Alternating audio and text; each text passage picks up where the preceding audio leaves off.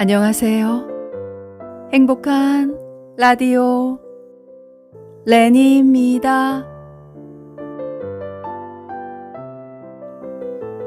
세종의 둘째 아들이고 단종의 숙부였던 수양은 계유정난을 일으켜 사육신 등 많은 사람을 죽인 피바람 끝에 왕위에 올랐습니다. 오늘 이야기는 작은아버지에게 억울한 죽음을 당한 단종의 일화와 세조와 깊은 인연이 있었던 강원도 오대산의 상원사에 얽힌 전설입니다. 오늘 하루 마무리. 베갯머리 친구 행복한 라디오 시작합니다.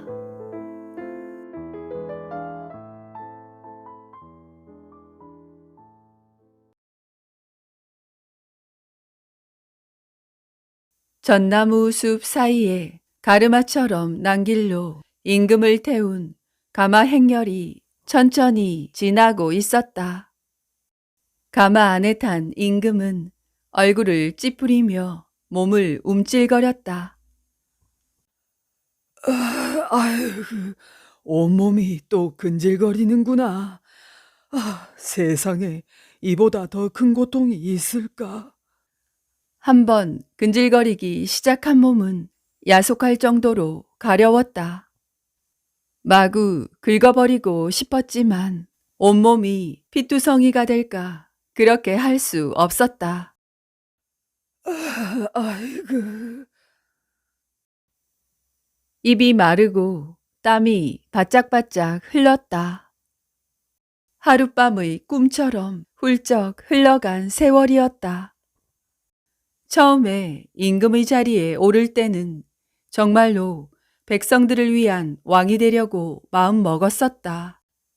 그런데 뜻대로 되지 않았던 지난 세월이었다.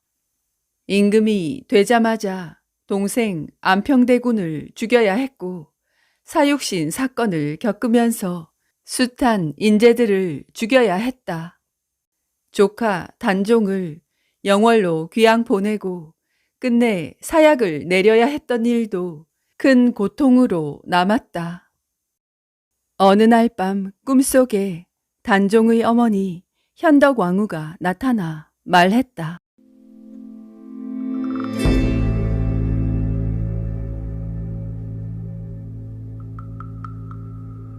이 악독한 놈, 내 아들 왕위를 뺏고도 모자라 목숨까지 뺐다니 이 천벌 받을 놈, 내 아들을 비참하게 죽였지. 그래, 내가 네 아들을 살려두지 않겠다. 그러면서 눈을 부릅뜨고 그의 목을 조르기 시작했다.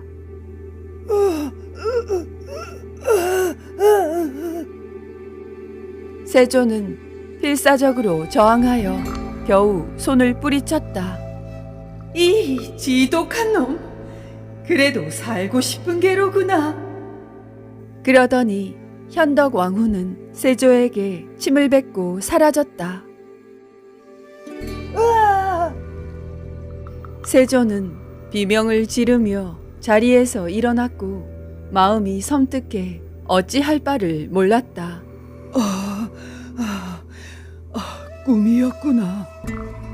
얼마 후 동국 내시가 달려와서 황급하게 아뢰었다. 전하, 동궁의 죄내간이옵니다. 방금 전에 세자마마께서 주무시다가 가위에 눌리셔서 매우 위중하시나이다. 세조가 급히 동궁에 행차해보니 이미 세자는 목숨이 끊어져 있었다. 실로 약 한 첩 써볼 겨를도 없는 급변이었다. 이 무슨 이런 병고가 있나? 그 이후에도 또 하나의 불행이 찾아왔다. 꿈속에서 현덕왕후가 뱉은 침을 맞은 곳에서 흉측한 종기가 나기 시작했다. 아무리 좋다는 약을 써도 낫지 않아 지금까지 고통받고 있었다. 임금은 명주 수건을 꺼내 얼굴에 흐르는 땀을 꾹꾹 찍어냈다. 좀 쉬었다 가자.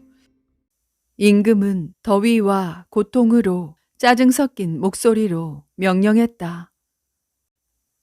가마가 멈춰 섰고 길 아래로 깊은 계곡을 따라 맑은 물이 흐르고 있었다. 오호, 저렇게 맑은 물도 있었던가. 보기만 해도 시원하구나. 바위 사이 절벽에서 폭포가 되어 떨어지는 물은 볼수록 신비로웠다. 아무도 따라오지 말거라. 한참이나 넋을 잃고 물을 바라보고 있던 임금은 이렇게 말하고는 계곡 아래쪽으로 내려갔다. 내시들과 신하들이 쟁걸음으로 몇 걸음 따라가다가 임금의 호통을 듣고 멈칫했다. 임금은 계곡 깊숙한 곳으로 몸을 숨겼고 옷을 훌훌 벗어 나뭇가지에 걸었다. 그리곤 옥을 갈아 흘려놓은 듯한 맑고 푸른 웅덩이 속으로 들어갔다. 이렇게 시원할 수가. 임금은 스르르 눈을 감았고 하늘로 훨훨 날아갈 듯이 몸과 마음이 가벼워졌다. 바로 그때였다. 얼굴이 해맑은 아이 하나가 쪼르르 다가왔다. 등을 밀어드리겠습니다. 아이는 임금의 등을 밀기 시작했고 이상한 일이 벌어졌다. 팔, 다리, 허리, 목, 얼굴, 아이의 손길이 닿는 곳마다 진물이 흘러 그렇게 고통스럽던 종기들이 씻은 듯이 사라지는 것이었다. 시원하다. 그거 참 시원한 지고. 임금의 입에서는 연신 즐거운 환호성이 튀어나왔다. 고맙다. 그런데 나중에 사람들에게 임금의 벌거벗은 몸을 보았다고 소문을 내면 안 된다. 예, 절대로 소문내지 않을 테니 염려 마십시오. 대신 임금님께서도 어디에 가서 소문내지 마십시오. 문수동자를 만났다는 사실을. 뭐라고?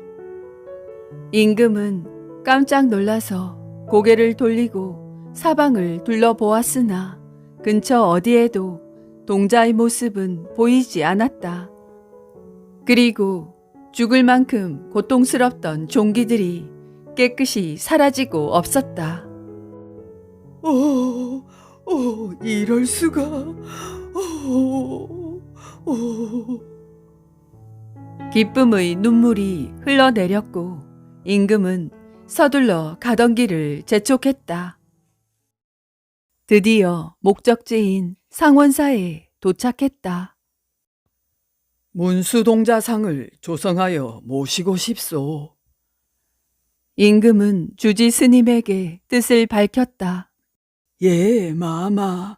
저희 절로서는 영광스럽기 그지없습니다. 기꺼이 받들어 모셔야지요. 대궐로 돌아온 임금은 즉시 전국의 유명한 조각가들에게 계곡에서 만났던 문수동자상을 조성하라고 명령을 내렸다. 아니야. 이런 모습이 아니었어. 최고의 조각가들이 만든 문수동자상은 임금의 마음에 들지 않았고 그때마다 다시 설명하고 새로 만들라고 명령을 내렸다. 참 이렇게 힘든 일인가? 임금은 한숨을 푹 내쉬었고 그러던 어느 날 초라한 한 노인이 대궐로 찾아왔다. 대궐 안으로 들어오는 노인을 본 사람들은 전부 얼굴을 찌푸리며 고개를 돌렸다. 아니 저런 꾀재재한 몸으로 거룩한 문수동자를 만들겠다고? 에이, 그려. 글쎄 말이여. 평생 세수 한 번 하지 않은 사람 같죠. 에이, 사람들의 수군거림을 들으며 노인은 임금 앞으로 나갔다. 어허, 그대가 문수동자상을 만들겠다고 왔느냐? 예, 그렇습니다. 그리하여 노인은 며칠 밤낮으로 문수동자상을 만들었다. 드디어 완성된 날, 마마, 문수동자상을 다 만들었사옵니다. 보시옵소서. 임금은 그날 계곡에서 만났던 문수동자가 다시 나타난 것 같은 착각을 느꼈다. 오, 어쩌면 내가 그날 만났던 문수동자의 모습과 똑같구나, 똑같아. 참으로 그대의 재주는 대단하도다. 임금은 노인의 손을 덥석 잡으며 칭찬을 했다. 그러자 노인은 빙그레 웃더니 문수보살로 변하면서 사라져 버렸다. 아이쿠, 내가 진작에 몰라봤구나. 임금은 문수보살이 사라진 하늘을 향해 두 손 모아 합장했다. 몇 년이 흘러 임금은 다시 상원사를 찾게 되었다. 문수 동자상에 있는 법당 안으로 들어가려고 문지방을 막 넘는 순간이었다. 야옹하더니 어디선가 고양이 한 마리가 나타나 임금의 바지자락을 물고 법당 안으로 못 들어가게 했다.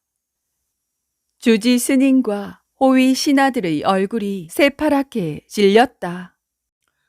이놈, 어서 그걸 놓고 물러서지 못하겠느냐? 허이! 주지 스님이 고양이를 향해 소리를 질렀고 호위 병사들도 고양이를 잡으려고 달려왔다. 그러나 고양이는 악착같이 임금의 골룡포 자락을 물고 놓지 않았다. 허허, 나를 한사코 못 들어가게 하는 걸 보면 분명 연유가 있을 것이다. 곧이어 호위 병사들이 절 안팎을 샅샅이 수색하였고 아니나 다를까 불상을 모신 탁자 밑에 세조를 시해하려고 시퍼런 칼을 들고 자객이 숨어 있었다. 오, 그대가 내 목숨을 구했구나. 임금은 하마터면 죽을 뻔한 목숨을 구해준 고양이를 위해 강릉에서 가장 기름진 논 500섬지기를 상원사에 내렸다. 또한 고양이 모습의 석상을 세워 오늘을 기념하라 했다. 고양이 때문에 무사하게 된 임금은 예정대로 예불과 기도를 마치고 수행했던 신하들과 스님들과 같이 밥을 먹게 되었다. 한참을 식사하는 도중에 한쪽 구석에 앉아있던 동자승이 임금 앞으로 다가와 앉으며 말했다. 이 처사, 공양 많이 드시게. 주지 스님을 비롯한 주위에 있던 사람들은 또 한 번 새파랗게 질렸다. 임금에게 처사라고 부르며 반말을 하다니 눈앞에서는 금방이라도 상이 엎질러지고 임금의 성난 목소리가 절안을 쩌렁쩌렁 울릴 것 같았다. 허허허허, 동자님도 많이 드십시오. 임금의 입에서는 전혀 뜻밖의 말이 튀어나왔다. 사람들은 믿어지지 않는다는 얼굴로 임금과 동자승을 번갈아 보았다. 동자님, 한 가지 궁금한 게 있소이다. 무엇이요? 동자승의 말은 여전히 모험하기 짝이 없었다. 그 어째서 나같이 죄 많은 사람을 2번씩이나 구해 주셨을까요? 불법 때문이지요. 조선이 건국되면서 불교를 억압하려고 곳곳에서 난리인데 임금님께서는 불경을 간행하고 부처님의 법을 널리 펴기 위해 많은 업적을 쌓고 계시지 않습니까? 임금은 말없이 고개를 끄덕이고는 자기가 차고 있던 허리띠를 풀어서 동자승의 허리에 메어 주었다. 그대에게 정삼품 벼슬을 내리겠소. 예, 마마. 동자승은 두 손을 합장하여 고개를 숙이는가 했더니 구름을 잡아타고 두둥실 날아갔다. 눈 깜짝할 사이에 일어난 일이었다. 사람들이 문을 열고 밖으로 나갔을 때는 이미 모습이 완전히 사라지고 파란 하늘에 흰 구름만 떠 있었다.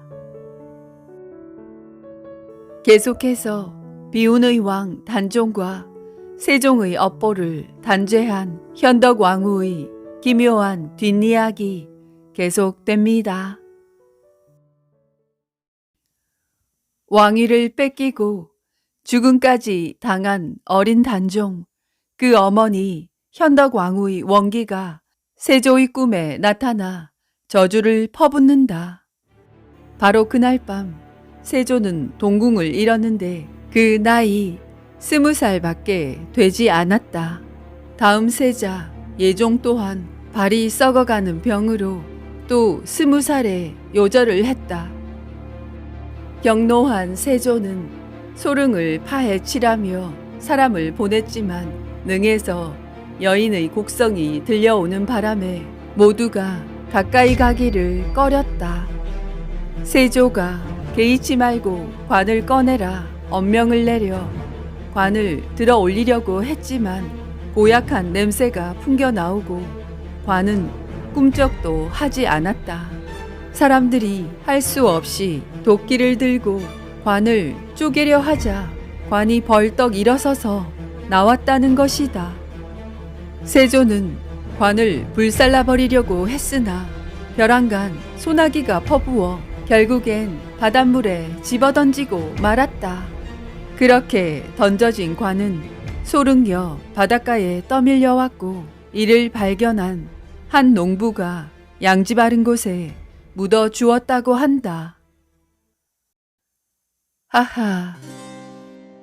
남편 문종과 시아버지 세종의 사랑을 받던 착하고 아름다운 여인은 24살 꽃 같은 나이에 단종을 낳고 이틀 만에 죽어버렸고 그 사후에는 더욱더 참혹한 운명이었네요.